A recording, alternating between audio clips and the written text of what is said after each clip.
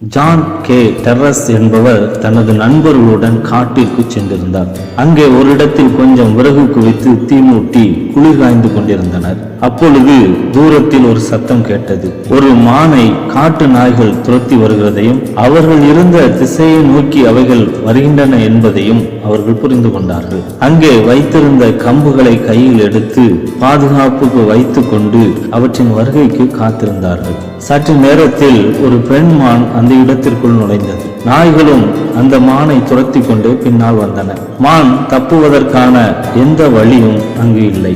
இன்னும் சிறிது நேரத்தில் நாய்கள் அந்த மானை பிடித்து கடித்து குதறி தின்று விடும் என்ற சூழ்நிலை அங்கு காணப்பட்டது. அந்த நேரத்தில் எவரும் எதிர்பாராத வண்ணமாய் அந்த மான் அங்கே தீ மூட்டப்பட்டிருப்பதையும் தீயை சுற்றி மனிதர்கள் நிற்பதையும் பார்த்து வேகமாக ஓடி மனிதர்களுக்கு இடையே வந்து தஞ்சம் புகுந்தது. பின்னால் வந்த நாய்கள் அப்படியே நின்றன.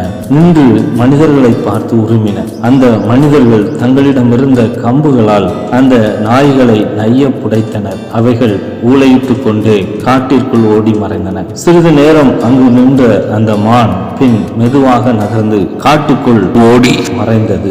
ஆம், ஆண்டவரின் படைப்பாகிய மனிதனே தன்னிடம் தஞ்சம் புகுந்த மானை காப்பாற்றுவானாகில் அகில உலகையும் படைத்து தம்முடைய சாயலாய் நம்மை படைத்த நம் ஆண்டவர் நம்மை எவ்வளவு ஆதரவாய் இருந்து பாதுகாப்பார் நாம் உணர்ந்து கொள்ள வேண்டும் அல்லவா? சங்கீதம் 18:18 இவ்வாறு சொல்லப்பட்டிருக்கிறது.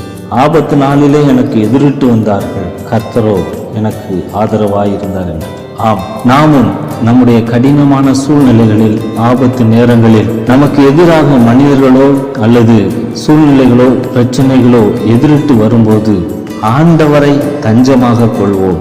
நாம் ஆண்டவரிடம் தஞ்சம் புகும்போது ஆண்டவர் நமக்கு எதிராக வருகிற பிரச்சனைகளை தீர்த்து நமக்கு எதிரிட்டு வருகிற மனிதருடைய கரங்களுக்கு நம்மை தப்புவித்து நம்மை ஆபத்து நின்று விடுவித்து நம்மை காப்பார்.